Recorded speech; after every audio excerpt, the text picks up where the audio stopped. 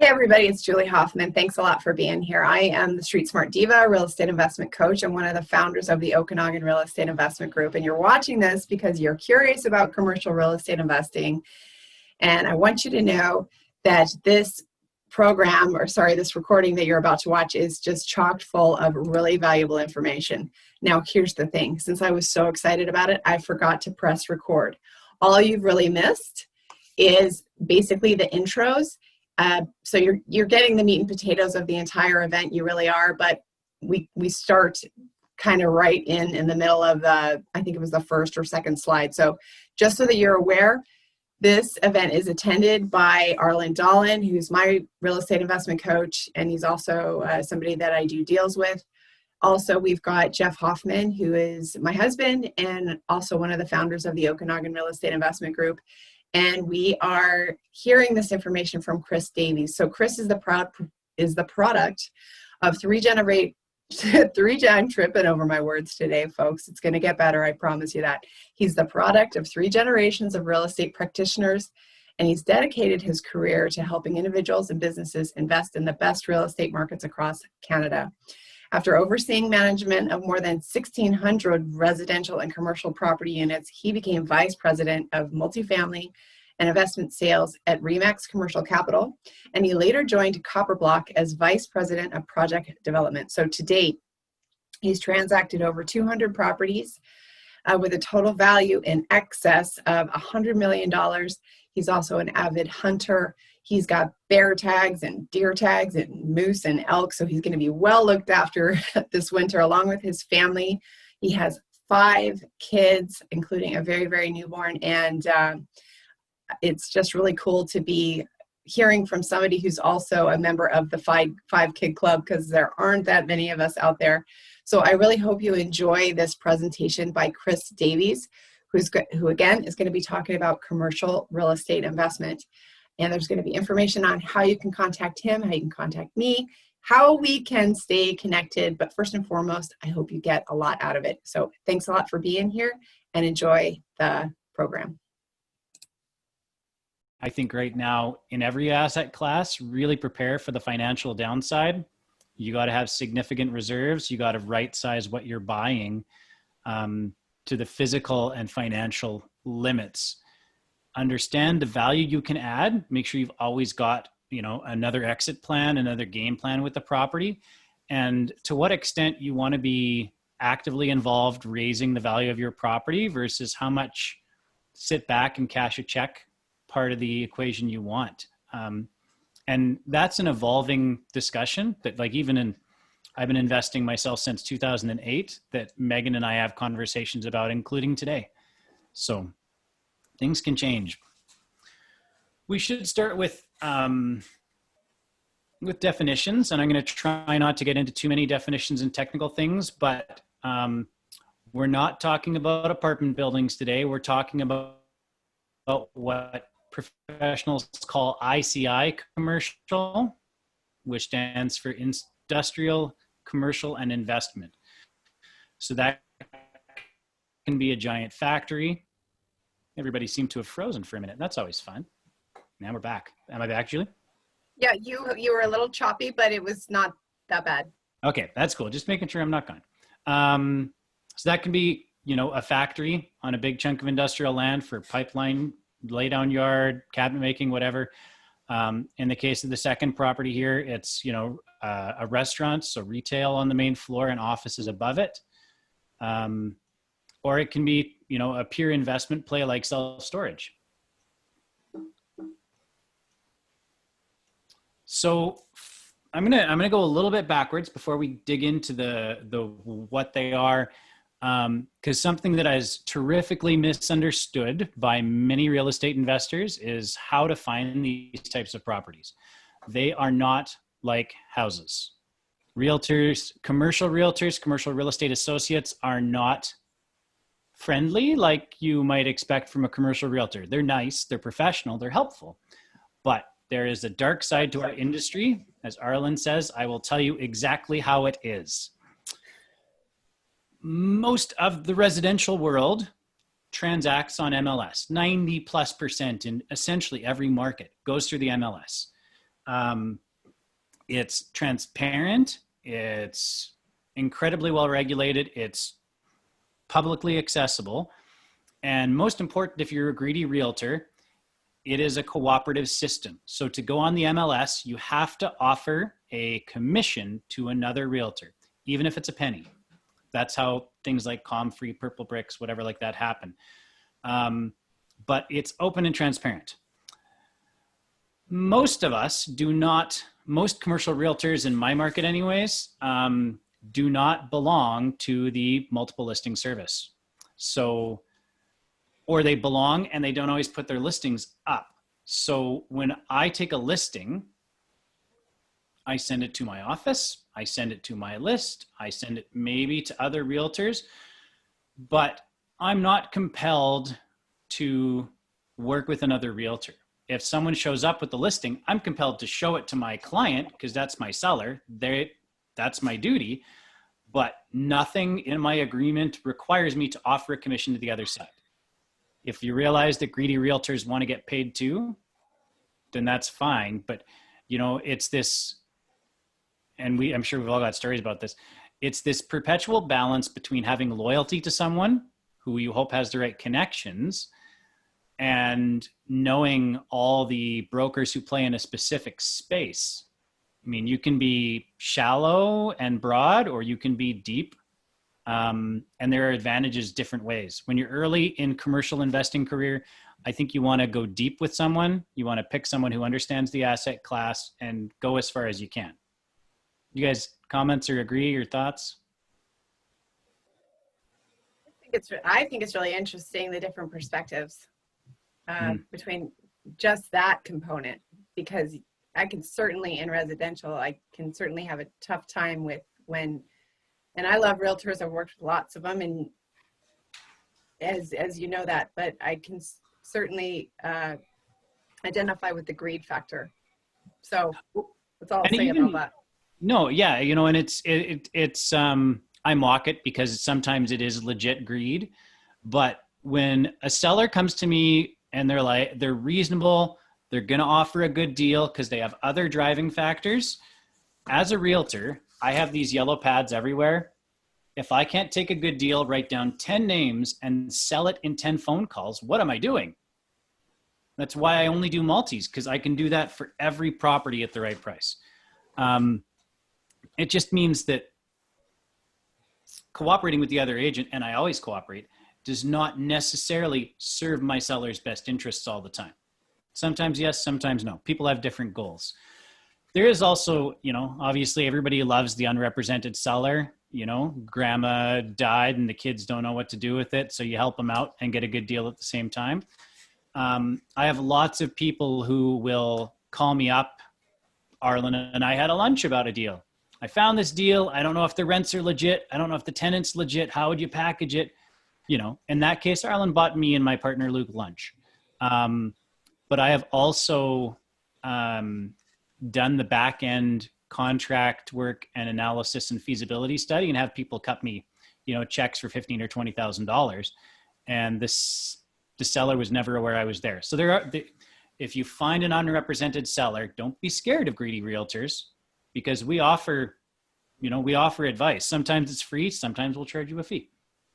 It depends on value. I'm cheaper than your lawyer and your accountant. I'll give you that much. So we're going to get into some of the meat and potatoes. This is the smaller of the two charts we're going to look at today. And I don't want to dig into this in a crazy way. I want to come back to it a little bit more, but there are a couple of really major differences. And this is mostly talking about the operations once you buy it. Jeff already mentioned our friends in BC and Ontario and the rent control. I would call it a rent freeze. And in BC, I think you'll be really lucky to squeak by without ending up in a long-term situation where rent control runs with the unit and not with the tenancy. I sold my last condo in Kelowna last year. So, but in residential, you're stuck with a rent for a year or however long your lease is. And then you can typically change it on turnover, or you can change it, in Alberta once a year. Whereas in commercial, you're typically looking at a lease that's 3 years, 5 years, 10 years, more years with renewals built in. But it's very common to have a commercial lease, a 5-year lease, that in year 1, you're at $10. And then in year 2 and 3, you're at $10.50. And in year 3 and 4 and 5, you're at $10.75 and then $11. And to have those types of kind of inflation keeping steps in there, because the landlord's looking at the total, they have a more mature, longer run look at how they get their money. So they're looking at the long term. All of us in this panel have owned multi-res, or, at least with a single family home, your damage deposits are usually pretty decent, a couple grand. But let's be honest, if your tenant decides to flake out on rent or cause any damage to the unit, it's nowhere close to enough money to be able to repair the damage. On commercial properties, you've usually got at least first and last month's rent, but there is no limit to what you can get. So the very basic version is a corporate guarantee. When a business shows up to lease your property, you get all the financials, man. You get as much information as you want. You get personal credit checks and corporate credit checks and financials. You can get a corporate guarantee. You can get a personal guarantee. Post-COVID, the information I heard is like downtown in Edmonton around the Ice District. If you want to rent the floor of an office building, you need a letter of credit or cash. Like a client of my office has wanted to rent a full floor in one of the older towers, which would be, call it 20, 30,000 square feet at $40 a foot, big deal. They wanted the equivalent of 2 or 3 years rent, like $1 million in cash in a bank or a letter of credit, which is as good as cash. Like, give me 4 years worth of rent as a security deposit on a 10-year deal. Like, it's huge. And when things are tight, landlords can request that and keep it. There are no legislated limits. It's just what you can do. I mean, Hudson's Bay Company is in the middle of walking from a bunch of their leases, essentially. There's huge recourse. Or there's a couple of other companies that have big commercial assets, but they're loans with no recourse. And once the loans are upside down, they just walk.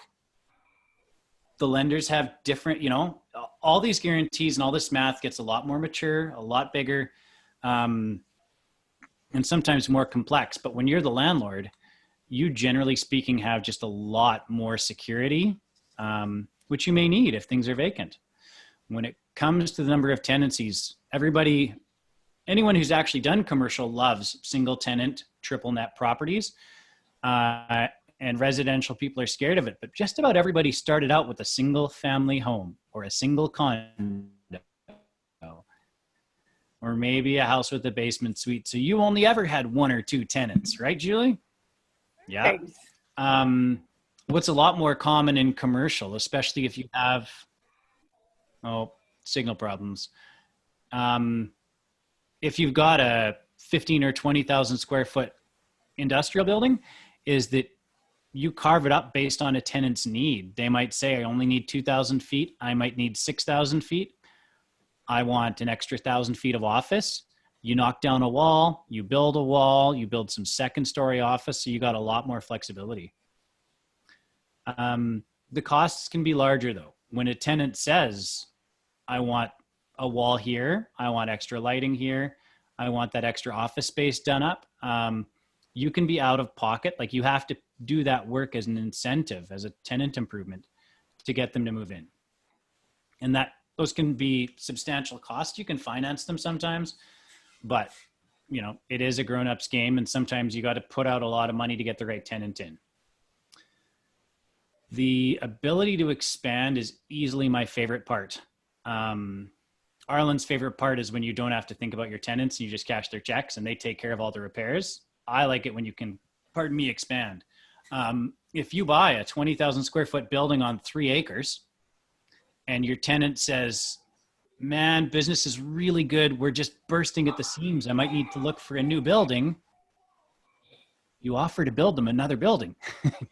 Two buildings on one piece of land, and away you go. Our good friend Dominic Mandato did that at an airport property. Client said, we're just too busy. And he said, well, let me talk to my people about building you more space. And the best part of that too is the guy you would be willing to build space for will sign a 10 or 20 or 30-year lease. And you don't have to pick the rents ahead of time in that one. You can say, we're going to do this rate for 10 years. And then when we do the next 10 years, we're going to reevaluate where the market's at. And they'll pay the market. So that's my favorite part. The third star in that triangle between simple and growth is, I guess it's a part of the first one, is your ability to push all the costs back onto the tenant. If you got hit with the carbon tax, you can make that all your tenant's problems. There's no limits there. You can have your tenant, sorry? Sorry to interrupt. I just see a comment here. Can everybody see Chris's screen?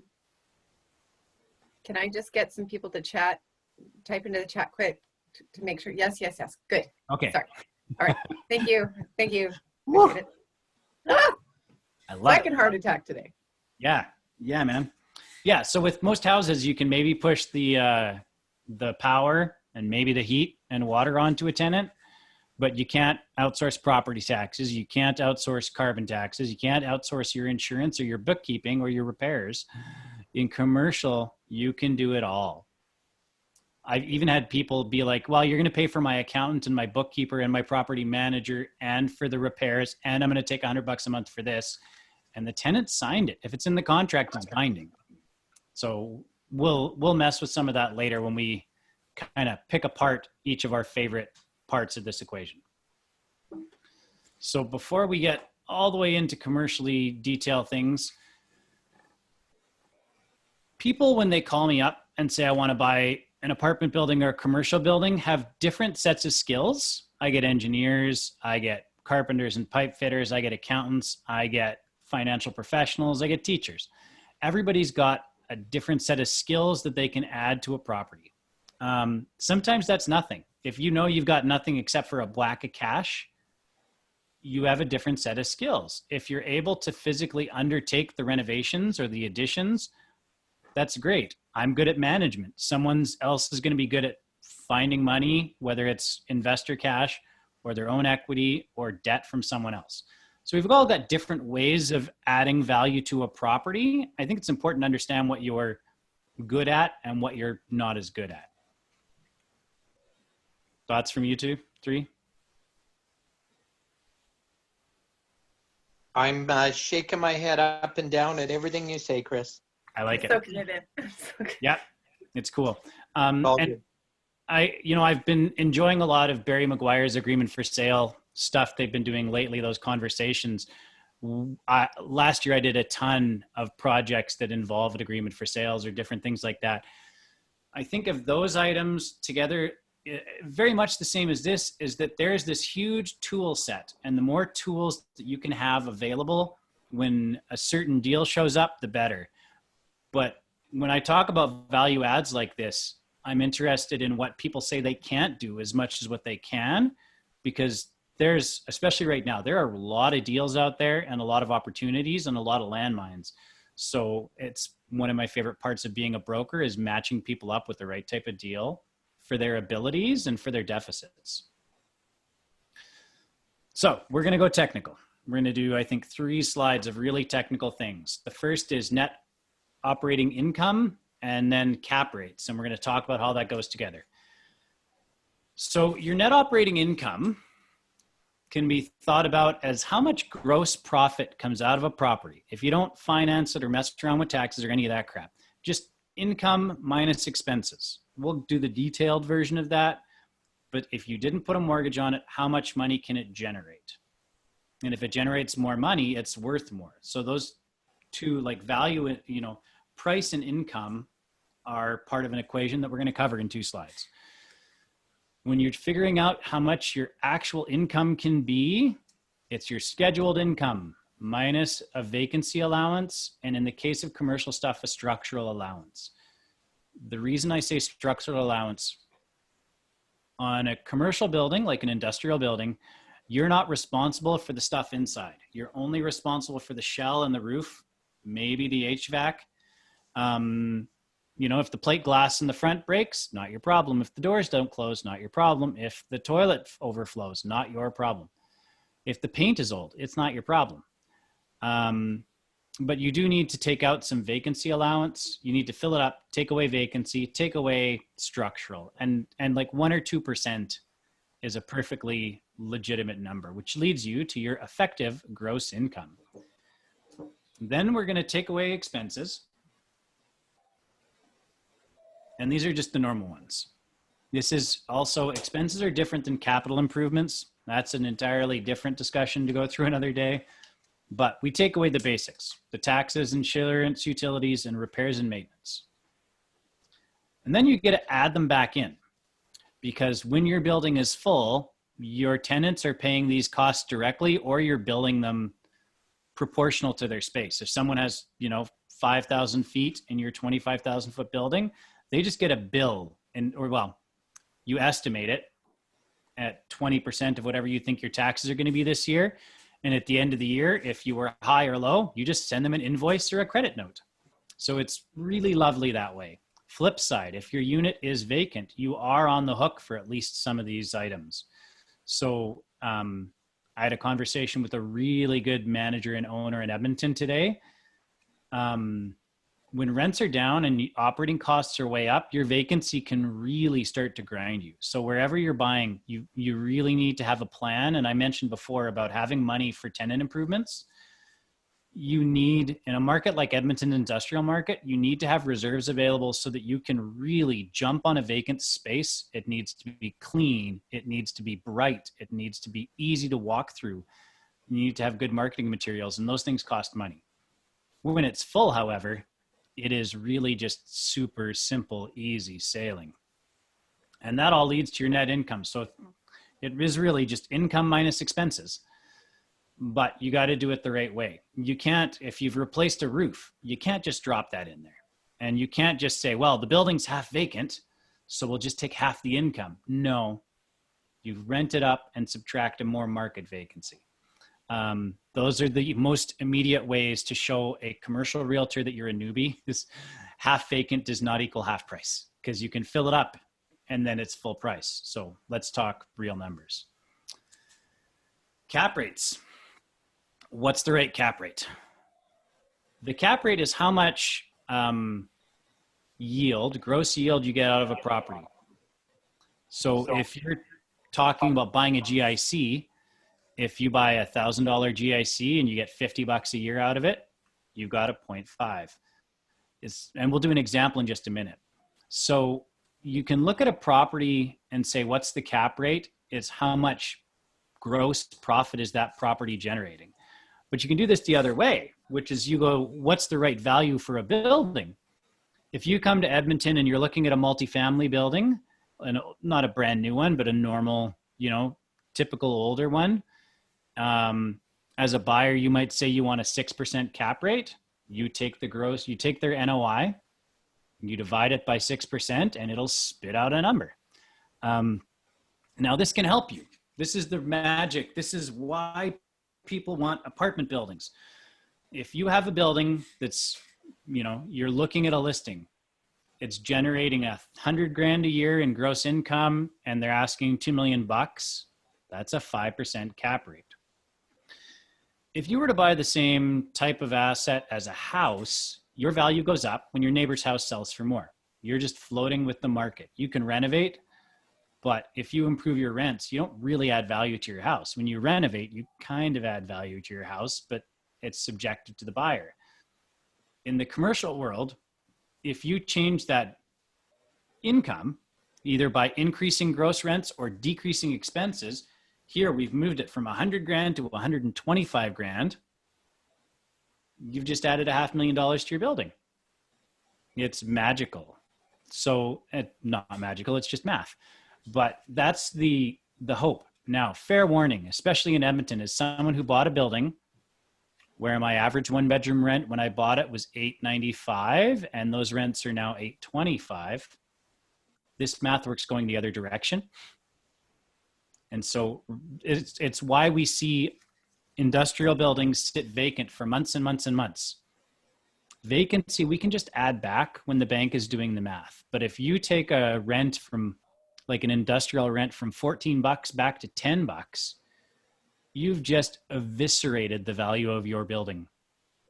Whereas if you leave it vacant and the bank wants to check on the value of their loan, they'll take it vacant, make sure your asking rents are reasonable, and generally you got some more latitude that way. I'm a positive guy. However, in the last 5-6 years, I have seen on multifamily buildings and on commercial buildings, lenders come back at the end of the term when they felt the loan was offside and ask for 6-figure paydowns. Your building's worth $2 million and now it's only worth $1.5 million. We need $300,000 or $400,000 in cash back, and it's put people into foreclosure. So big boys game, real repercussions if it goes sideways. If it goes the right direction, everything's amazing. So happy news with a little bit of a warning. They are trying times. And you meant big boy and big girl game, right? Yes. We are very 20. I don't want to invoke Mr. Trudeau's name, but I was just checking. Because it's 2020. We have to remember to have fun too, right? I will mention that since just in the spirit of having kids involved in things, my boys and my girls both get tools for Christmas. And yesterday when I came home from hunting, my kids have to check my weapons, that all the firearms are unloaded. So my boy came up to my deer rifle and my little girl came up and picked up the .22, and they get to take it out of the case and open it and prove it's safe. And she is in there like a dirty shirt, man. Yeah, she's all about it. So involve people. Atta girl. Yep.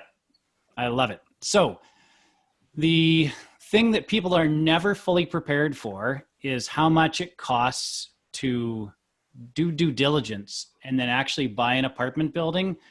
Julie and Arlen and I kind of agreed that you should have 5 to 7% of the purchase price in cash, ready to spend on things that are not your down payment.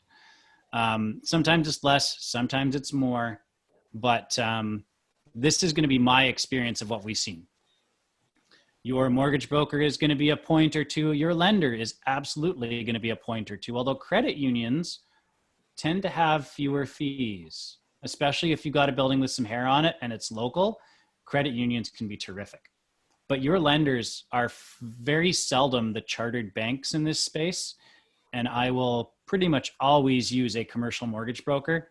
Where I don't, it's because I'm just living in this space and I know all the players. But mortgage brokers will save your bacon if it's a deal that's got any hair on it at all. Their 1 or 2% is worth it. Your due diligence. Whenever you really dive into a building, you're going to drop 10 grand every time you do that. And it is not uncommon for my multifamily buyers to go through 3 to 6 buildings like this before we actually buy a building. Hopefully we can sometimes sell these reports, but your building inspection's a couple of grand. Your environmental site assessment, that's just an engineer looking at the building briefly and reviewing the records to decide if it's risky or not, will cost you 2 or 3 grand. And your appraisal will cost you a couple of grand. Depends a lot, market by market, how complex the file is, and how busy everybody is. Sometimes people will cut a deal. I have one engineer in Edmonton who only does apartment buildings, and he's routinely $1,000 less than everyone else because he's already got a file on your building and he just updates his paperwork. But you need to have money ready. Legal, your $1,200 plus disbursements don't work here. Quite often they're literally charging you a percentage of the purchase price or a per door cost. But be prepared that your lawyer is probably going to start at least $5,000. Yon $2 million apartment building in Edmonton is probably going to cost you $10,000 or $15,000 in legals. You're also going to pay for the bank's lawyer, which when I did my refinance was $6,000. They have the gold, they make the rules. And then you got the just walking in the door stabilization costs, especially if there's vacant stuff, you're going to have to clean it up. You might have to pay for some tenant improvements depending on just what the deal is. And you don't give tenant improvements to everybody, okay? If the people have no history and they want a 1-year lease, I just signed a month to month for someone. There are no TIs. We just said, we want the shortest term possible. And they said, you're going to get the ugliest space possible. And we said, sounds great. We'll do it. And then there are leasing costs. I mean, you're quite possibly going to pay your leasing agent, full fees here are 6%. You're probably going to pay your agent that out of pocket sometimes before you get that damage deposit. So you got to have some cash flow abilities. An operating line of credit is massive.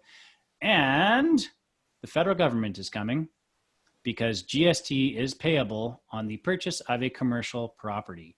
Now, sometimes you're registrants, sometimes there are other ways around it, but that is way beyond my pay grade. All I know is that GST is payable on commercial properties. And if by some miracle you don't have to pay it, count that as a blessing and move on. Financing is everybody's biggest question. And particularly when you're starting out, doesn't matter what property it is in the commercial world, multi-res or whatever, your first deal is going to suck because nobody knows you and nobody's going to take a chance on you. Not the brokers, not the lenders. Your first deal is going to be okay. The good deals come after that. It's just the way it is. My friend Jeff Gunther alerted me to that fact eventually. Once you've got a deal, here's the magic of finding deals. Buy one. And realtors like me keep huge databases. I routinely pull all the titles in an area. I subscribe to databases that will show me day by day who bought what and their contact information. So once you buy it, I will find you to offer you the next one because now you're a good risk. So buy a building and then the deals will find you. It's really funny when they realize I'm a realtor also. It happened just 3 or 4 weeks ago. Someone called me up. Would you like to sell your apartment building? Oh, actually, I'm a realtor. But simple, stable, you found a nice building. It's full. There's a couple listed in Edmonton right now or, there's actually a building in Edmonton that's like a Cash Canada Money Mart payday loans place. Single tenant, triple net, small building. I think it's like 500-600K. I'm betting you it's going to be like a 7 or an 8 cap once they renew that lease. You're probably going to own that company. The Gurmesians, People's Choice, they own that. Yeah, I don't think it's actually Cash Canada. It's one of the other ones. Oh, okay. But then you know who to go and knock on the door. Be like, guys, you want to finance this? And a deal like that, it's a small loan, but you'll probably see 75 or 80% loan to value on that. Commercial rates are generally going to start at about 3% right now, which is incredibly inexpensive for commercial money. Most of those loans are going to be 3 to 5%, maybe 6%. You'll find with commercial loans, though, they're going to max out your amortization at anywhere between 15 and 25 years. They are short. Your pay down is rapid. I just just refinanced my apartment building with a 35-year am. These are going to be short. They're going to be quick. So the payments are going to seem huge, but the pay down is massive. Broker and lender fees. Now, the real question shows up is we're all creative people is what when you blah, blah, blah. What do you do when you've got a building that's got vacancy issues or there's a value add? Maybe it's something as simple as you've got a commercial building. There's no separations between the bays. There's no like mezzanine, that like second floor office space. You say, I want to add all that in. Or you want to expand the building on the site, or you want to add parking or storage or something. The world's your oyster.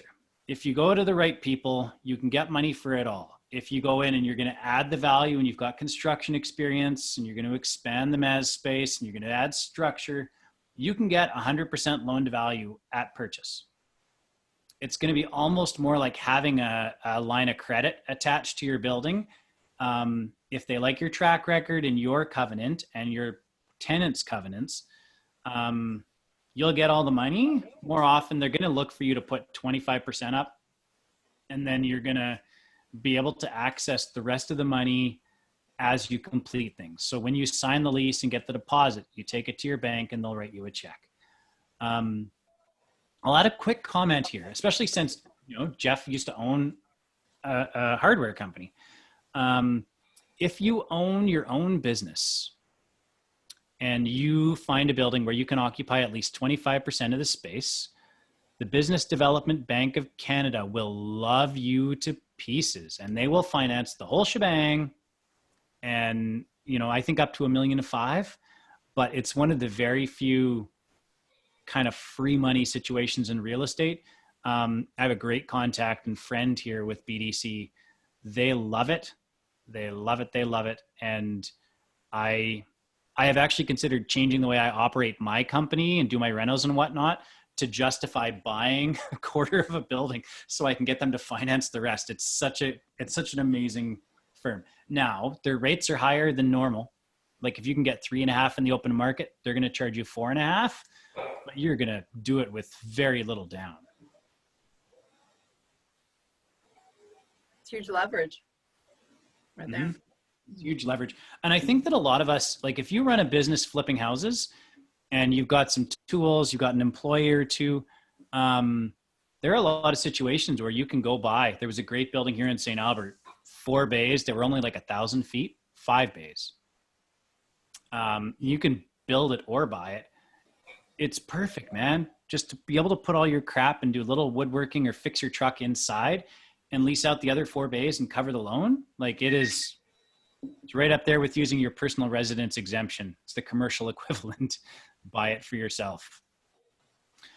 Buying commercial property, whether it's residential, like multi-res, or real commercial, if you are really cooking with gas, everything's organized, reports are fast, and your financing's all easy ready, and you can go, 45 or 60 days is the very fastest I can see these things happening from offer to close.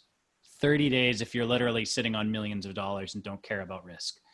So what typically happens, and I'm going to change this around so that I can draw a little bit. We'll see if this actually works right. Is when you write the offer here, like if you're my client and, I send Arlen a pro forma, it'll be generally an area we've talked about, or we'll know what we're looking at. Arlen would generally get back to me the same day and be like, here's where we're going to go. Or he'll have a specific question about comparables and we'll go for the next day. We'll have an offer. If you find a deal you like, don't sit. Write an offer, even in this market. You can't steal. Is that a Ron LeGrand quote? You can't steal in slow motion? Yeah, that's Ron. Is that Ron? Yeah. So you're gonna get in the building. And a lot of times with commercial, you can get in the buildings. If a tenant's operating, it can be tougher. Whereas apartment buildings, we almost, especially today, we never let people through space. So this is like a prepared for COVID way to buy buildings. Get the offer accepted and then tour it. If you think people are really freaked out about that, have a separate condition that says, subject to me getting through the building in 3 business days, 5 business days, especially if you're from out of town. Don't get on an airplane until you got something under contract. I mean, get on an airplane, I don't care, but let's be realistic about your ability to get the building under contract. It's also kind of nice because you're going to get all the paperwork from the vendor. In commercial, quite often they will have an environmental prepared ahead of time, or you'll get their old documentation, but you're going to get leases and tenant financials and probably, construction documents from building the building and all the rest of that. Very shortly after that, like if you're trying to get things done quick, you need to pay for your particularly environmental quick. They need to write to the government and ask for all these documents, and that's just taking forever today. This due diligence phase is going to take 3 weeks. If they've already got a phase 1, you might get it done in 2 weeks. But I'm doing a land deal right now. I'm looking at my deal board. That one over there. They need to do a geotechnical survey. They need to do a topographical survey. They need to do a phase 1 and a phase 2. We're, I think, 60 days for due diligence and another 60 days to close it. So if we're going to break this into sections, your due diligence is phase 1, and then your bank is going to need 30 days with it. That's phase 2. And then we're closing. Most often it's like each of those 3 sections is 30 days, but each of them can be as long as an extra 30 days. And even, I mean, compare it to multifamily. All throughout 2019 and 2020, CMHC was taking 4 months plus to turn around an application. So all this stuff just takes way, way longer than you think it will. It's really quite irritating, but sellers are getting slowly more reasonable about it in this market anyways. And this is the giant table of death. We love this one. We played around with this one today. It was so fun. It was like Rubik's Cube for real estate investors. And everybody's got a different story, man. So we're trying to compare this to keep it in, let me make sure I get your guys' pictures out of my way. To compare it to single family and multifamily, and then we're going to just pick industrial. Retail and office, generally speaking, are going to be similar here. Industrial for most people is the most approachable. In a COVID or post-COVID world, I think it's the most risk adjusted, and partially because you can do different things with the space. A lot of that depends on zoning. When you buy res, so this is a huge thing that you don't see in single family or multifamily that I totally forgot to add. The zoning is enormous. If you buy something that's in a business industrial and not a light or medium industrial zone, it really changes what your tenants can do. In business industrial, they can't be doing stuff outside. They can maybe keep a garbage bin, but you can't go outside and put crap together. The city will be down your throat. So that's huge. But you can have, you know, just a raw bay. You can have office space. You can have showroom. You can have like full retail. Like you can do manufacturing. There's lots of things you can do in an industrial space. It's my favorite. Now, office retail, you know, if you build a little retail strip center or a power center and Tim Hortons comes knocking, they're going to tell you what to build, but they're going to give you a 20-year lease on it. And you take that to any bank and they are just going to write you a check. It's going to be the easiest deal of your life. It's going to be cheap. Like, by which I mean, it's not going to have a lot of cash flow out of it, but it's about as consistent as you can get. And there's a whole world of grading different classes of tenants and classes of buildings and government office versus A or AA office. It's all very crazy. We're going to leave all that out of there. We're going to pick the 3-4 of us's favorite parts. We did rank these generally, what we think the most important, best, favorite areas are, and why each of us like, you know, commercial, industrial in particular. Who picked PETA factor? That'd be me. Arlen. Totally Arlen. The tenant He fought for that. He fought for that. Yeah. Yeah. Why is PETA factor your favorite, Arlen? Well, if anybody doesn't understand what PETA factor is, it's the pain in the ass factor. And really, I call that the most important. I call it even more important than cash flow, technically, because one, it makes it the most leverageable. In other words, like I'll use an example. I owned a 74-unit apartment building for probably about 10 years. During that 10 years, there's probably hardly a window where there wasn't a suite renovation going on. So these things all take up time. And of course, everybody knows when you got residential tenants, there's always some pain and a lot to deal with when it comes to that on top of it all. But if you own something like a single tenant on a triple net lease, just like you said earlier, Chris, or like even Jeff mentioned, you almost forget you own it. Yep. So I see that as it frees up a lot more time to go do higher value things like find another commercial deal. So that's why I write it as the highest. Yeah, I used the example earlier. Like I have clients who have those types of buildings, and every so often someone screws up and you get like a property tax notice for your building, and you pretty much write return to sender on it. You just like give it to the tenant and say, make sure you change that address, because the property tax is your problem, not mine. You don't even, like, you literally don't have any accounting to do, because if there's a bill, it's the tenant's problem, not yours. Right. Yeah. I was going to say, I think I picked the cash flow side. Not that the deal for deal, part is higher. When you're looking at, I mean, when people come to me and they're just starting out, most of what I do is multifamily. I told a guy today, you know, you still got cash, you've got the ability to qualify for singles. Your single family properties and fourplexes and suited houses and that crap is going to be higher cash flow. And right now that's more important in his career. Multifamily, you're going to have less cash flow, but you're going to be able to scale it and get a lot more pay down. Industrial, you're going to be able to scale it. You're going to have that really fast pay down because the amortizations are so much shorter. But you're going to walk in, like in Edmonton, you're going to pay a 5 cap for an apartment building. You're going to pay a 7 cap for an industrial building. That's to say the gross yield, the gross profitability goes from 5% to 7%. That's just higher. It's just higher, especially if you've got good tenants in there. Now, the real question is what happens on renewal? What happens if you expand the space? You know, where can you play with it? But, you know, the deal for deal cash flow thing, you can increase it. The other thing I forgot to mention about those tenant improvements, if your tenant comes to you and says, man, I really need, you know, whatever, 600 amp 3-phase power, got to upgrade it.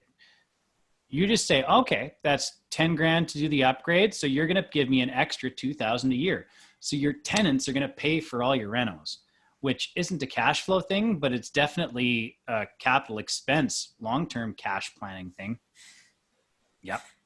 Well, the other thing too, I think, as kind of you mentioned earlier, Chris, too, on the cash flow side is with rent, say on single family or multi-res, kind of say if they're kind of staying flat and stable, but over the course of 1, 2, 3 years, your, say on a multifamily, your power bill has gone up, your taxes have gone up, so all kinds of stuff go up when you on the commercial, industrial, all that stuff goes up. It doesn't affect your cash flow because the tenant's paying it. Where on a apartment building like you and I own, it does affect our cash flow. So technically, over a couple of years, our cash flow could go down if the rents stay the same.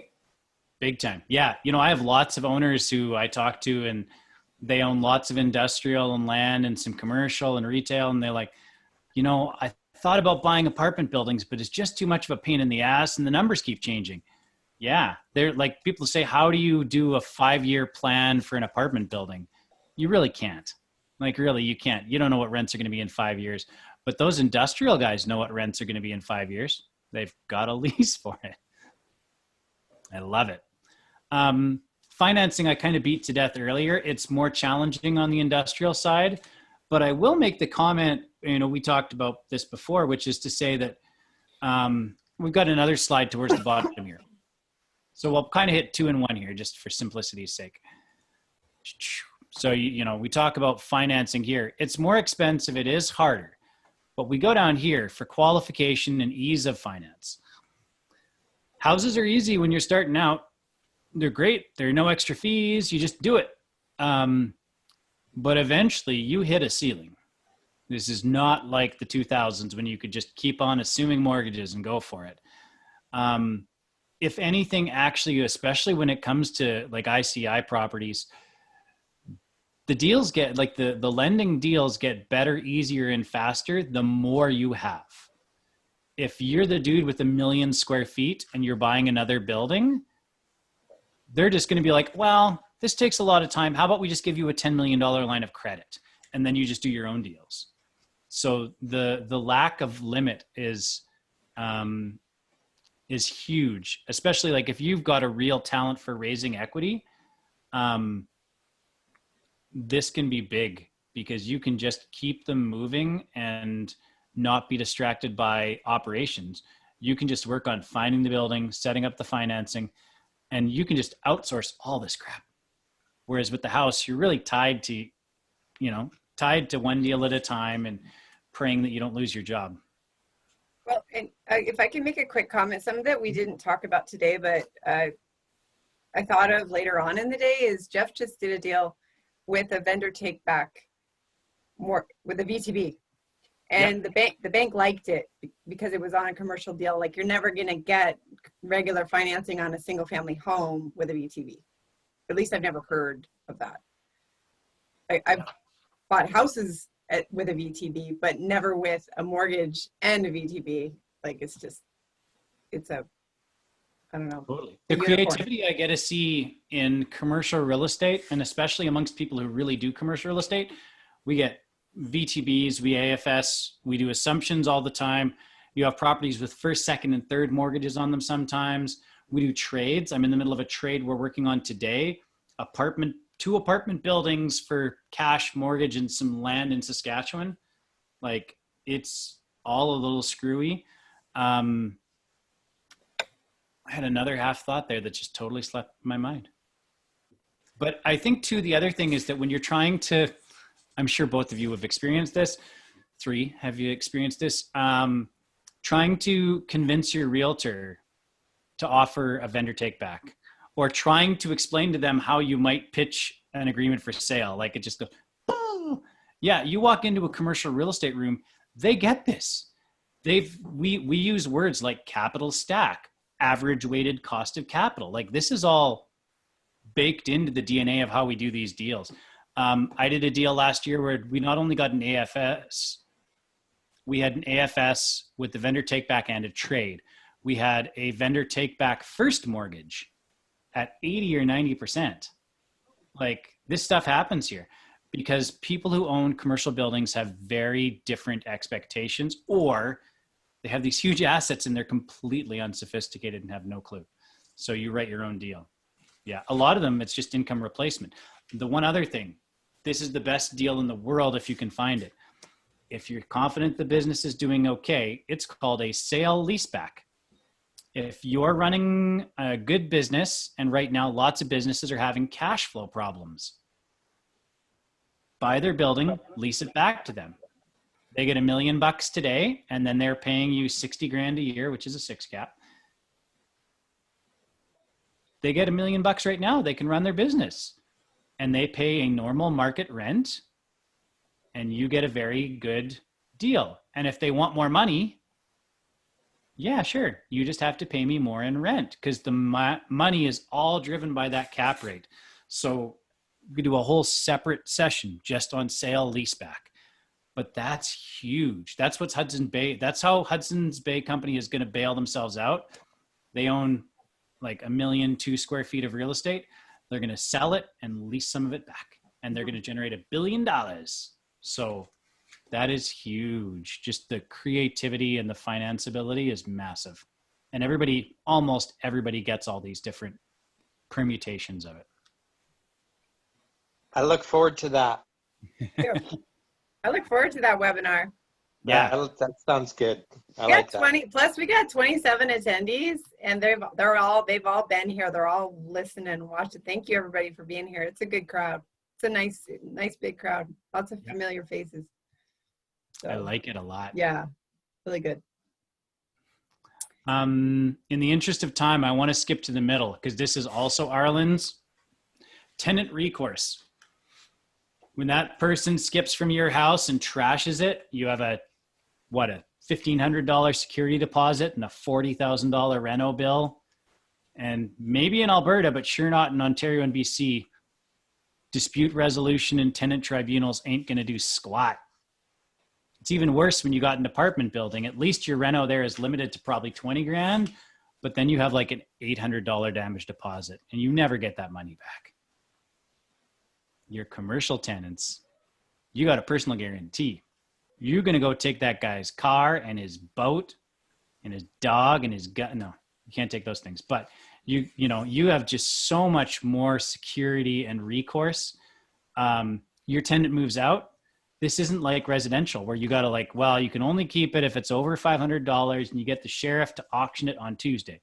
If someone moves out, if your lease says they get to keep their equipment, it's yours. like you have a lot of ability to mess with tenant recourse. Like it's much better. And you can, when you sue them, when you go to sue a residential tenant, it's hard, it's low value relatively. Whereas if you go sue a commercial tenant, you're usually suing them for 6 figures. A lawyer will take that on and chase it. It's worth their time, and you can just go for it, man. The difference too, like you mentioned earlier, Chris, is for multifamily residential and single family, we're under the Landlord and Tenant Act.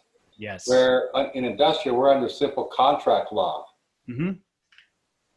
So it's not opinions anymore, like opinions of a judge or anything like that. Now it's just straight up contract law. Yep.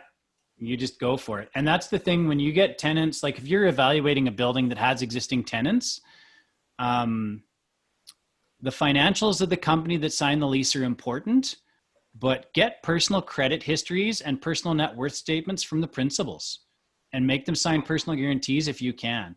And these days, if fewer and fewer, because can be difficult to realize on those personal guarantees. If you can get them to do a letter of credit, and lots of businesses are used to that, do it. Get the money, get the cash if you can. A promise is nice and recourse is nice, but cash is better. So you've got some flexibility there. Yeah, big time. Mortgage pay down we talked about already. The capital intensive part, I put a question mark because we don't all totally agree. There are times where it can be capital intensive. Like a lot of things in life, I guess, it's either very capital intensive or it's not at all. You'll go through a phase where you've got tenants turning over, and so you're having to spend money on TI work and vacancy. The same guy I talked to this morning, they have 2 buildings in Leduc that were vacant for 2 years. 2 years. Big buildings, you can only put 1 tenant in it. But now that it's full, it's going to be absolutely turnkey for 10 years, probably longer. So short-term pain, long-term gain on the capital intensive side. And when you've got to do those big works, they're big buildings, they're expensive buildings. But if you can stomach it, it's definitely going to work out in the long term. I think it was Arlen who pointed out, you can sell a house and you want to take a discount, 15 days, 30 days. It's going to take you months to sell your industrial building. My friend Garth Chapman is a big fan of saying he always wants a couple houses free and clear, just on a shelf over here, because if the world goes crazy or someone gets cancer and you just got to do some shit, you snap it and you sell your $300,000 house for 2, you have a check in 15 days and everything's done. It's like, in case of glass, break this house. But the lack of liquidity is because it's high value and because it's I did some math earlier, like the number of, if you look at any, this is the thing about capital intensive and just deal flow. Go to any town and look at how many, the value of building permits between residential construction and commercial construction. They're usually similar, or residential might be 2 or 3 times the commercial. But think of how many investors are chasing residential deals. It's thousands. How many guys are chasing commercial deals? It's hundreds. So you're talking about a 10x or 100x difference. As realtors, there's realtors on the channel. One of the reasons I love commercial, including all the lease transactions, there's more commercial volume done than residential volume. There are 4,000 res realtors. There's 200 of us that do commercial. I like those odds. So when you go compete for a deal, a multiple offer scenario is 3 people. It's not 15 guys for a house. Yeah. Skill required. I think that it's actually also related to availability of information, but anybody can go buy a house. You don't have to do anything, and you can, anything educationally, I mean, and you can take a weekend course, or you can do a home study kit or read a book. Apartment buildings, if you got the right connections, they're all easy. you know, and with apartment buildings or industrial, you talk to one of us or you talk to someone else who's in the know. Actually, in the realm of commercial, both multifamily and industrial and other ICI properties, joint ventures are massively common. Like if you tell a seller or someone that you're doing a joint venture on a house, people get freaked out. If you say you're doing that on a multifamily or a commercial building, people are like, oh, okay, cool. You're just pooling your money.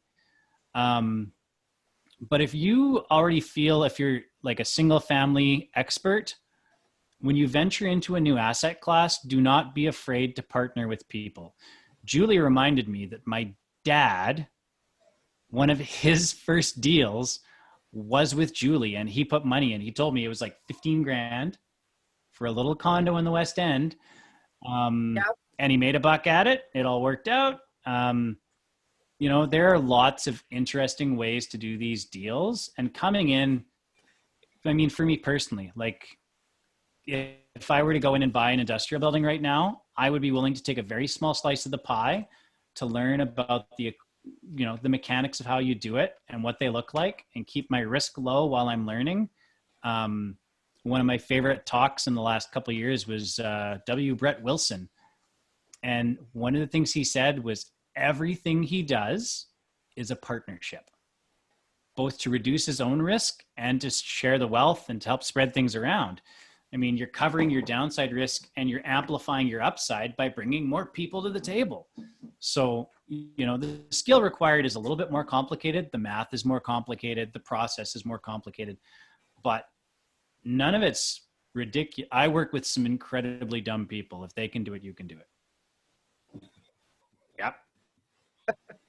That's kind of the summary of what I got. I mean, I think we've covered most of what we can, but I have not looked at any of the questions in the chat box. Mostly people like you is what I'm hearing, and they really want the recording. Mm-hmm. I think people are just listening for the most part. I don't see too many questions, but asking for the recording. If anybody has any questions, is now question time then? Obviously. Yeah, I will make one little comment though related to Arlen's I don't like being self-promotional, but I will be for a minute. So my business partner, Luc Gervais, and I, we promote our own listings. Obviously, that's my job.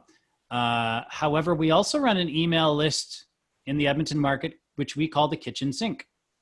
When people say they want all the listings, we really give them all the listings and the kitchen sink. We try to break it down by area. And sometimes, like our friend Dave Parker, another good broker, we just sent out all his listings together with just a sentence or two about each one, what we like, what we think is bad. We've actually gotten a reputation for being so honest. When we told Dave we were going to send this list out, he said, "Can I read it before you trash my buildings?" I was like, "We're not trashing anyone's buildings. We're just being honest." So if people want to drop me an email, or any of the social media, just Google's Chris Davies. I will cheerfully put you on the kitchen sink list, and we will do probably an industrial or ICI specific dump in the next little while here. Everybody's going to get a follow-up email from this that registered, and the people that attended, whether you attended or not, you're going to have Chris's contact information. And you're going to have, and we'll get from you, Chris, whatever you need to help people get access to that resource for sure. Whatever you need, we'll make sure people are followed up with. Will a master lease option work on industrial? Yeah, right? I shouldn't answer that. Sorry, Chris. No. You know what? I'm here not because I'm the young one in the crowd. My kids are a decade younger than yours. Now I'm being. I love it. But Jarrett, to go to your question about master leases, all the techniques that you're thinking about will work generally. The question though is, I've seen sometimes in residential, people are essentially using a master lease like on an apartment building to hide the fact that there's no tenants. Like you're using your own money here to make it look full. These lenders are not stupid, and they're putting millions of dollars out. They will go through every damn page of the lease, and a commercial lease is like 40, 50, like I think the smallest actual commercial lease I've seen was 32 pages or 27 pages. They're going to go through the whole damn thing, and they're going to go through all the financials, and they're going to go through all your tenants' financials. So sometimes if a master lease is being used to kind of obfuscate things, they will dig harder and they will look for all the details. But at the same time, if it's a legit lease and you're paying rent to a third party and it's all working out, yeah, that can work. But they're really going to look for the long-term covenant. And if it falls apart, they're going to come for blood. Do you have other thoughts on that one, Julie? I've never done a master lease. I've seen them. Just think if there's the financials to back it, then why would the why would financer have a problem? That's all I'm saying. And Yarrick, I'm sorry, Yarrick. It's okay. He's just saying how to pronounce his name. He didn't expand on that, but no,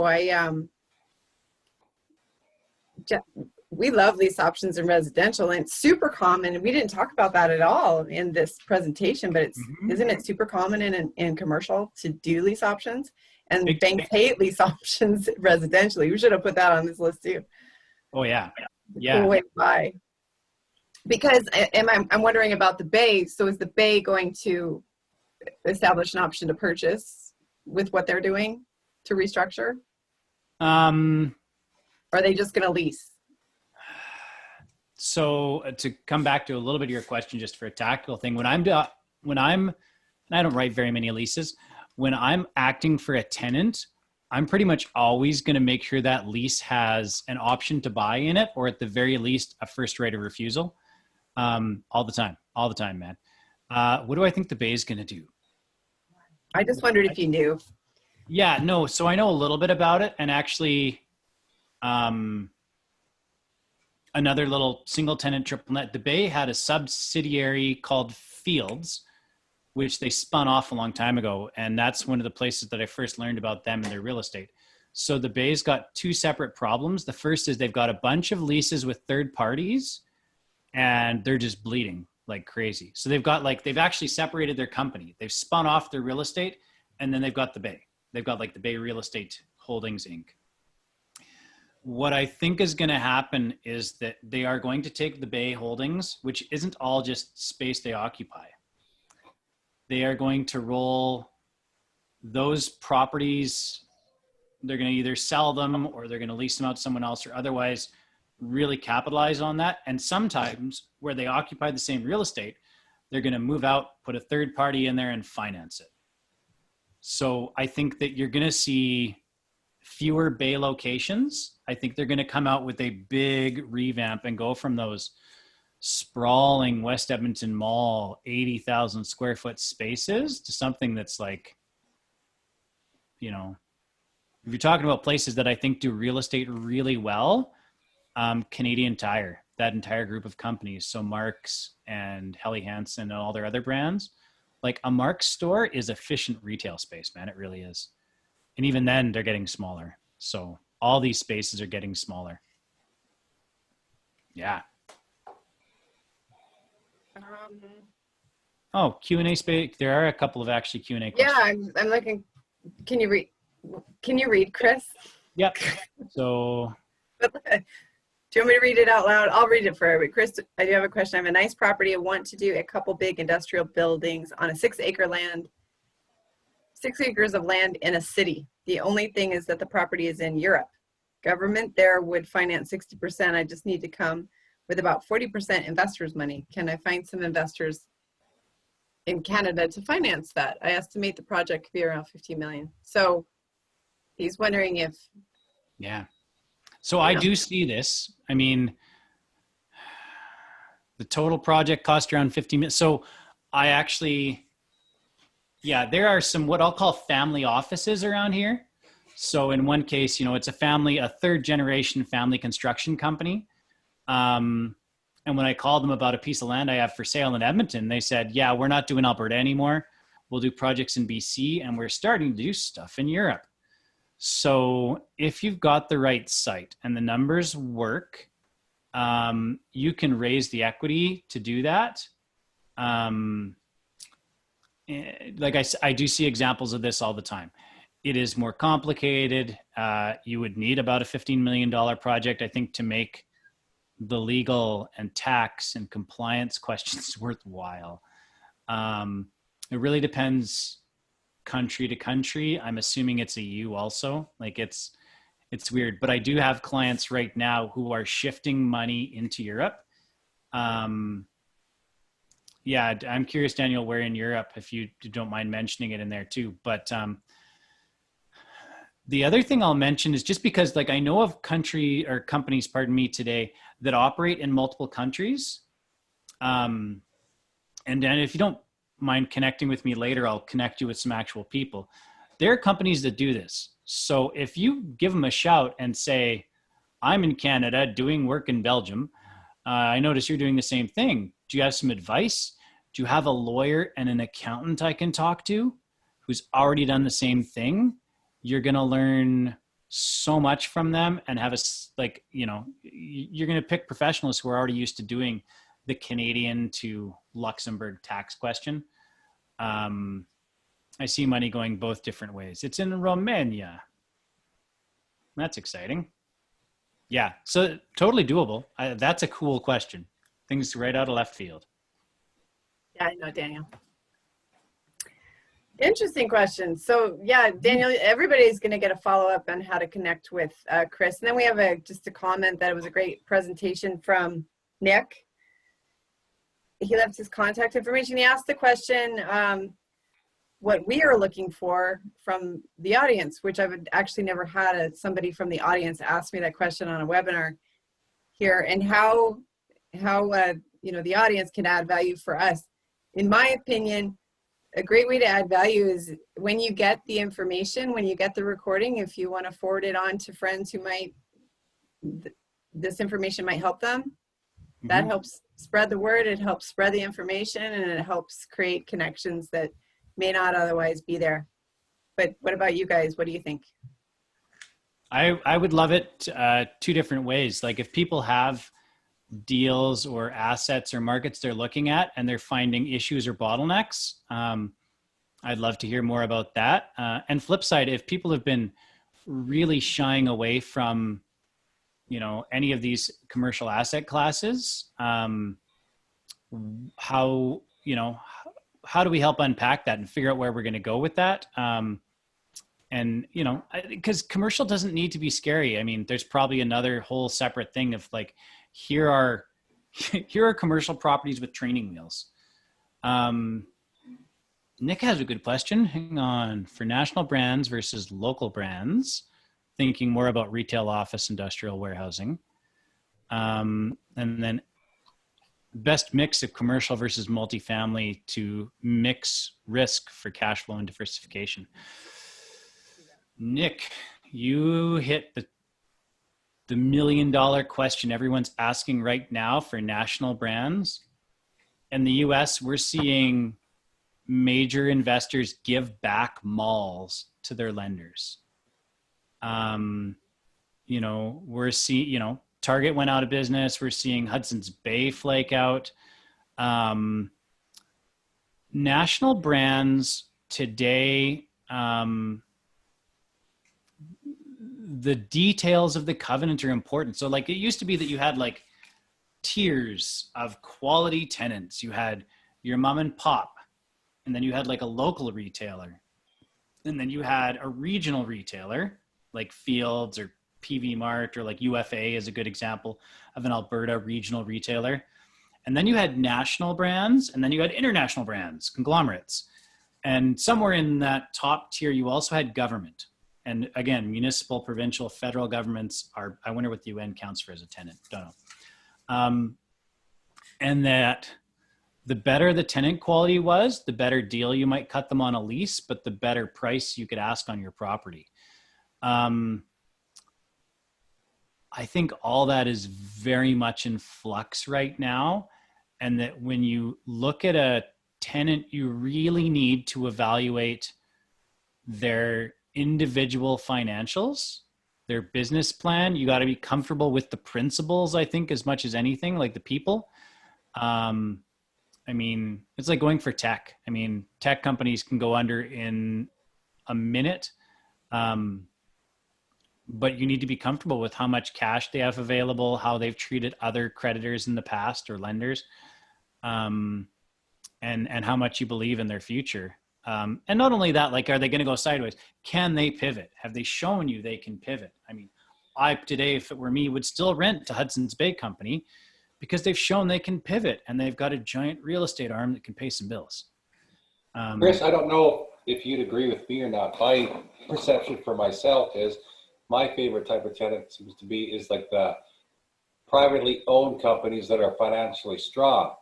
And the reason why I say that is when you're dealing with a lot of the national tenants, they got 7 lawyers negotiating with you on a lease. Where a lot of times if you just got, successful Jerry that owns his, electrical company, he just wants to get the lease over with and get back to business. Yeah. So usually a lot of times you can get a lot stronger lease or at a lot, maybe more profitable, more rent than negotiating again with 7 high-powered lawyers. Yeah. Well, and I mean, the other thing too is you might have a space, but if TD Bank comes calling, they have CBRE in tow. They have a designated relationship with the broker and they're going to cut a deal. You're going to come out okay because cap rates and lease rates are somewhat standardized, but they're going to come with a lot of strings. I agree. And I also think that the national tenant thing, you can get international businesses. I mean, look at Edmonton, Nisku in the oil field. There are a lot of companies that have, like, Total has just been like, yeah, we're not doing Alberta anymore. We're done. And they just pull out entirely because of corporate restructuring. Yeah. I like someone who's like that. Well, friends of mine own Martin Motorsports and Martin Equipment. They've got 3 motorsports places and I think like 15 agricultural implement dealers. They are a fantastic tenant. I think what you're talking about, which is that like growing family owned, they got enough going on. They're not one shop, but they're going to be around for a long time. They got roots, in the area. They got roots. They got a strong balance sheet. They got a flexible business. But I think that's why we like industrial right now is it's flexible. A lot more industrial is suited to, I mean, like the thing with retail is a lot of it's discretionary spending. Industrial's there for a reason, man. You might rent a bay to your plumber. You might rent a bay to someone who's, doing CrossFit. I don't know, but they're businesses that are a lot more there. The one retail thing I really like right now is experiential retail, by which I mean really good shopping malls. Or I think we're going to see a lot more like regional retailers, the boutique stuff. Like, don't try and buy like your neighborhood shopping center and then pray you're going to get Walmart in it. Go for a local brand pharmacy. Go for a good quality hairdresser, but see some balance. That's where I think the question about asset diversification is big, is because commercial, I don't know very many people who do a good balance between like ICI commercial and multifamily. There's sometimes I think too different. I think the balance, the risk reduction, the risk mitigation strategy is actually about tenant and sector diversification rather than having the right number of apartment buildings and the right number of industrial buildings. I think you can diversify across that asset class. I mean, maybe that's me. I got another, Dan has posted a question. How do you define the right price to sell it? He was recently offered X amount of dollars to sell his apartment building, but he's wondering if he should get rid of the cash cow. Says it's a cash cow. What would you say, Chris? There's a technical term that big REITs and people like to use called accretive deals, which means they help the bottom line. Two sides of this. The tactical version is, are they offering you market or above market today? If they're paying above market, then yeah, you should take the money and go find something below market and, lift yourself up the ladder. The real question is actually about the long-term cash flow, and can you find something that's more accretive? If you got the $1 million out and you were making a yield of, call it 6%, can you take it somewhere else to go to 7%? I mean, I grabbed my grandpa's book of how I turned $1,000 into $3 million in real estate in my spare time by William Nickerson. And this is from original book, 1959. That's how you've got all real estate. Should I sell the house that I renovated? Well, yeah, if you get enough money to get something that's got better cash flow. I feel like Arlen when I say that. Yeah. Yeah, it's a no-brainer. I would only sell the cash cow if it makes money to get up the ladder. But, in Alberta and Canada, pardon me, the capital gains question mark is huge. And apartment building financing today is so good. I would say almost certainly, like without knowing anything else about Dan's situation, refinance that sucker with CMHC. Like take a little bit of time, clean it up, make sure the vacancy is 0. Take it to CMHC. You get 10-year money for 2% or sub, and take that money and buy another cash cow. Yeah, I just renewed a loan literally today, a multifamily, which is CMHC insured. Where'd you go? And my interest rate was 1.85. On the 5-year? 5-year. Yep. Yeah, they've ticked up a little bit. I did a loan in March or April, a 10-year. It was like $1.5 million. How big your loan is changes your rates. Right. But I did a 10-year for 2.19. And if my grandpa could have seen that, he would have fallen out of his chairs. Yeah. Sue has a new question. Yeah, well, and Nick also asked, are you seeing new national and / international trends in the commercial space since COVID has accelerated? I think is what his question is from Nick. Yeah. Sue has a good question though too, yeah. Dan, I'll send you a link to the book later. It's William Nickerson's book, How I Turned $1,000 into $3 million in Real Estate in My Spare Time. It's hard to find. I tried to find it on Amazon earlier, but I'll dig it out for you. International trends. I think it's just accelerated a lot of trends. I mean, we were seeing more people working remotely. We were seeing more people switching to the gig economy. We were seeing more people do e-commerce than brick and mortar stores. We were seeing more people walk than drive. I think that's accelerated it. I think the single biggest change in the entire commercial world is hotels. And they are just all getting massacred. Every single one of them. They are all just getting killed. But I think that if we're trying to talk about actionable items on that way for trends, I think logistics is going to continue to be huge. I think flexible warehousing, automation in every building in every space.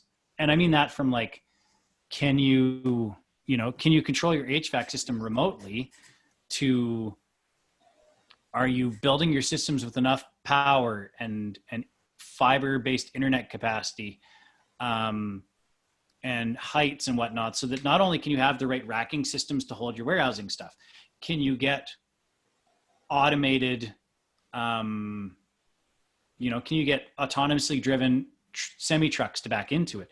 Can you have autonomously driven forklifts and things? How do you make a building that is more future-proof? The flip side on office space, I'm seeing two things. The first is I think people need more spaces, more local. All my realtor friends who do secondary markets or vacation properties have had a absolutely killer year because everyone wants to get the hell out of the city to where there are fewer infections, fewer restrictions. So me moving to St. Albert, I gave up my office in the city. I will probably rent a space from somebody around the corner. So those small office spaces, if you're doing flexible leasing, really work. The other thing, I told this story earlier today, actually. If you're at a big company that needs people in-house, so a friend of mine's a senior engineer with a utility provider, they need people in there. They need to have people and corporately, they want people where they can see them. Well, guess what? Everyone's desk needs to be 6 feet apart now. So no more cubicles. Everybody needs private offices or spaced out desks. So now they need more space. But at the same time, that company would never let even a VP work from home. And all of a sudden, They smashed through that glass ceiling and now everyone's from home. So I think it's too early to know where that's all going to land, but those are trends that I think are going to accelerate, but they're all going in different directions. I think it's going to be crazy. That's it. I think real estate's going to be crazy. It's a lot like what I've heard from every economist I've talked to. The recovery from COVID and this recession and oil prices is going to be unevenly distributed. That's it. It's going to be uneven. Yeah. That was kind of Sue's question. I was just reading that. Yeah. What are your thoughts of the effects coming in ICI markets? Did you talk about that? Because I know you just talked about a lot of things, and I was listening. Did you mention ICI markets? Well, yeah, I guess that's kind of more broadly. Talking about right now. Like, yeah, I mean, that's ICI really encompasses all the different asset classes. Just takes multifamily out. When I go to big real estate conferences, I'm like the little brother at the table. Like, oh, that's cute. You're an apartment guy. Yeah. Especially since I do old apartment buildings, like a big deal for me is $5 million. For an industrial guy, they're like, oh, that's kind of like small mid-market. I got it. I don't know, Sue. Like, I think that 36 months from today, like it's going to take us a year to get a vaccine out and in general release. Like, I'm stealing Benjamin Tall from CIBC's idea. This is like no other recession we've ever had because it's got an endpoint. It's a general release vaccine. That's it. But we're a year from that. Maybe, hopefully, please God, yes. I think that there are going to be some structural changes, but they're the things we were already seeing. It's remote working, it's online shopping. I think that this is creative destruction. It's going to accelerate those changes. The real effects I'm going to see in markets over the next 5 years are just repairing that damage. It's not going to be that people give up going to malls or give up shopping at things. It's going to be, you know, what types of business and types of owners went bankrupt. That's really going to be it. What types of tenants were more durable during prolonged business closures, you know? So wouldn't you say then, Chris, like I'm just thinking for myself, what type of tenants could be more durable? So when I think of that, I think of, well, retail, commercial, we're not quite sure. Is it going to demand going to stay the same, or is it going to be less because of online shopping? We don't know. Office space, we're not sure. Is it going to be small offices, like you said, more localized, or is it going to go back to the way it used to be? We're not sure. But I think there's a few things that we can be pretty sure about. One is it's like the retail space for medical. Like we're always going to have a dentist. We're always going to have a doctor, right? And then you got the other commercial stuff, industrial stuff, like where you have, you could say an electrical company or a plumbing company. As long as there's houses, we need electricity, we need plumbing, we need manufacturers that are doing trusses, you know, and that sort of thing. So I think some of those are doing almost as well as they've always done and will be steady Eddie. Would you not agree with those ones? Totally. Yeah. And Oriana pointed out doctors and dentists and healthcare, all sorts of health, like we've all become very aware of the importance of other health professionals too. But I'll make a comment, which is the idea of having, you know, a dental practice come in that's, you know, like 20,000 feet, like where you're running like 8 chairs and 14 hygienists and whatnot. If you're like I have a couple of dentists who are clients, they're looking at splitting their practices into 2 sites. So that if different sites go down for different reasons, they've got more flexibility, which is not what you want as a landlord. You don't necessarily want 1 million tenants. You want fewer usually. But I do think that you're right, that you can pick people who are future-proof. And the reason that all 3-4 of us on the panel like industrial is because it can be that flex space. You can take a nice industrial bay and turn it into a doctor's office or a dentist's office. You make it look nice. You put in a ceiling. You can also have it be like a shop for making cabinets and have it be a reasonably dirty use. I think that quick service restaurants and some retail things like that are going to see some real changes in the rent they ask. The one area I don't know that much about is there's a concept called percent rent, where if you're putting, Home Depot on the site and you're arguing about the rent, you might eventually be like, screw it, I get 3% of your gross. That's it. If you do well, you pay me more. Or it's like a premium. They pay you a base plus that. You get their GST remittances and there's your number. I think that may become more common as a way for landlords to try and justify a higher number when they're doing well and a lower number when they're doing poorly. Office space, I think it's way too early to call that. I think but at the end of the day, people, I got 5 kids. I am remarkably effective working from home, but this is not a long-term solution in my house. I need an office and a space. And I think there are a lot of people that have figured out that it's okay to work remotely, but there's also a lot of people who really miss their work friends. And I think there's a lot of smart business people who've realized when you're not face-to-face, Arlen and I, every time you and I sit down for lunch, we come up with a billion ideas. And it's way harder to do on the phone, that intangible. So a lot of this is just too soon to call. And the creative destruction is swirling. But for my money today, man, it's those slightly older commercial, like flex industrial spaces, if you want to be technical, because you can put a retailer in it, you could put a manufacturer in it, you could put a sports use in it. And I like them. This is an idea I stole from Don Campbell. I don't mind the new ones, but I like the old ones, because if your new one's not full, all you can do is drop your rent. But if you've got an old one, you can rent it cheap and ugly. You can renovate it. You can change it. You've got more options with how you're going to treat that space. And I think that's the key for the landlords being successful today. You have to be flexible to be successful. And you've got to negotiate with your tenants. Like no other skill in real estate, I think, is as important as negotiation. This was really good. And everybody stayed put. So that's how you can always tell. So Chris, thank you so much. Arlen, thanks for all the great comments. Jeff, thanks for being here. Everybody will get the recording and contact information, and I'll make sure that the name of that book and the author is there, along with any links that any of you guys want me to send out.